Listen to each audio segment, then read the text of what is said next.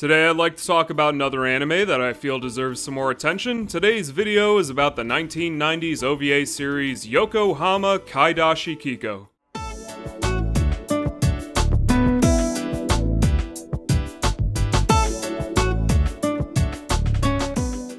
Roughly translated as Yokohama Shopping Log, YKK is just about the most relaxing anime that I have ever seen. Sometime in the near future, mankind has entered its twilight years, and people are slowly disappearing from the landscape. The sea levels have risen, Mount Fuji has erupted, and Mother Nature is slowly taking back the roads of Yokohama one blade of grass at a time. Was there a war? Where have all the people gone? Is there a good reason to be so on guard when you're answering the doorbell in this world? All of these questions and more won't be answered, because they're really not important to the story. At some point, we also developed androids that are so human, you can't even tell them from the few people that still dot the countryside. Well, except for the bright, colorful hair, of course. YKK follows the everyday life of one of these androids, a green-haired girl by the name of Alpha.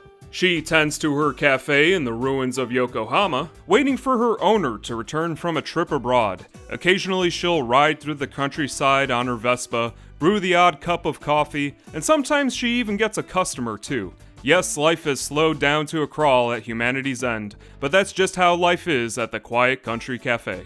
So what actually happens in an anime with so few people anyway? Well, nothing worth making a video about. Alpha does get a new camera, she makes some friends, and throughout the series we watch her try to find meaning in her life as only an ageless android can. There aren't many characters in YKK, but even though they're not really fleshed out, they don't really need to be. Just from the few scenes that they're in, you'll feel like you're familiar with everybody in this show in no time. The local gas station is run by an old man with an ear-to-ear smile who everyone just calls G-san, and even the end of the world doesn't stop the local mailwoman from delivering packages. Alpha shoots the breeze with the few people that she does meet, and there's not an unlikable character among them. I love G-san especially, and everything about him just makes me want to smile.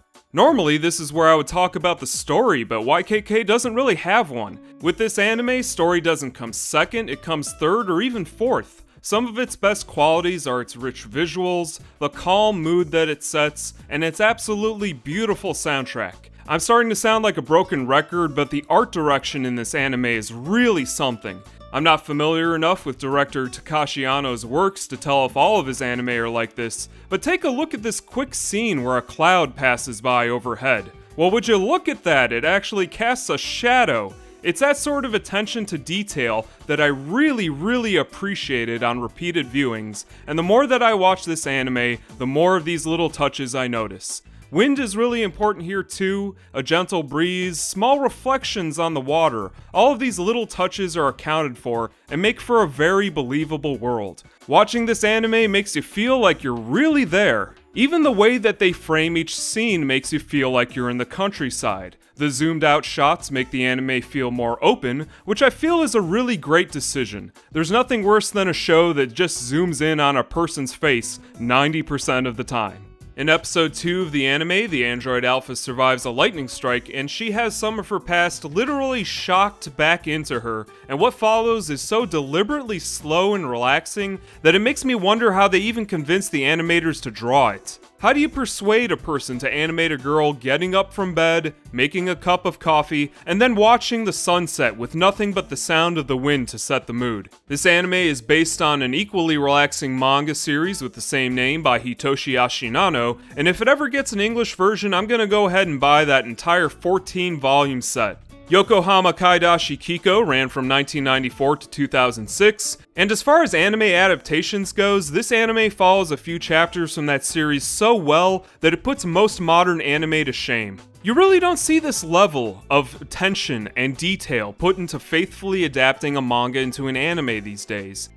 In the year 2002, a sequel with an entirely new cast of animators was made, and it's amazing what difference a couple of years can make. From the first OVA to the second, the lack of technical knowledge and degradation of the art just echoes what anime would eventually become going forward. Going into the digital age forced many animators to completely relearn how to make anime from the ground up, and in a lot of ways I feel like it's never fully recovered. Even though the second episodes were still done with traditional hand-drawn animating techniques, the loss of detail and technical knowledge becomes immediately apparent when you go from one to the other. In many ways, YKK feels like a love letter to its own dying animation style, and YKK was one of the very last OVAs to still be done in the hand-drawn style that Japan had been doing for over 50 years. And an anime about a dying world calmly passing on seems like a fitting farewell to a medium that was quickly reaching its twilight years. Soon after, traditional animation would be thrown away for computer stuff like Digipaint,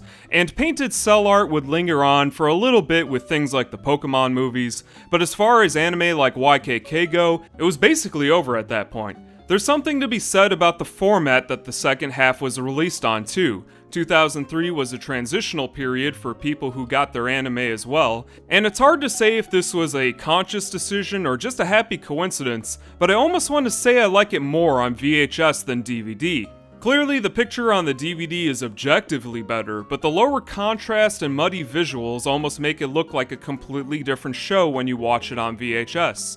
The lighting changes become less jarring on the tape, and I feel like it lends itself to smoother transitions as well. With the DVD, it almost feels like someone is adjusting the lighter with a light switch.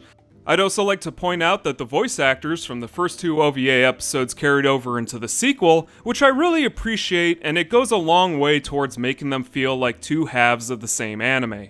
As for music, the group Choro Club did the soundtrack for the second OVA, and they would later work on the equally relaxing Aria anime. Japanese acoustic duo Gontiti did the opening and ending theme for the first OVA, and while both groups are amazing, I honestly cannot choose between the two. Some may say the lack of music from the first OVA makes it worse, but it is the quiet country cafe after all. Each OVA approaches sound design differently, but they're both beautiful in their own right, and the way OVA 1 uses just the sounds of the wind, the ocean, and the crickets to accent country life is just beautiful. It really shows how far art direction and sound can go all on their own. For those of you who don't really watch much anime, YKK is part of a genre that you might not be familiar with called iyashikei, a Japanese word for healing. It's a term used for anime and manga created with the specific purpose of having a soothing or healing effect on the audience, and works of this kind often involve alternate realities, with little to no conflict, emphasizing nature and the little delights in life.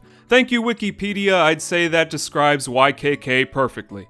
Both OVAs, especially the first two, have a richness and depth that wouldn't be easily replicated with modern animating techniques, and I think that's a very large part of why the series has not been picked up for a modern remake. Its aesthetic and mood, while certainly possible today, is only now starting to come back with shows like Yuru Camp and Girls Last Tour, but honestly though, I'm just happy that these kind of shows are even making any kind of comeback at all, even if it is a small one. There isn't a lot of merchandise for YKK, but it did get a number of audio dramas and even a light novel after this anime came out.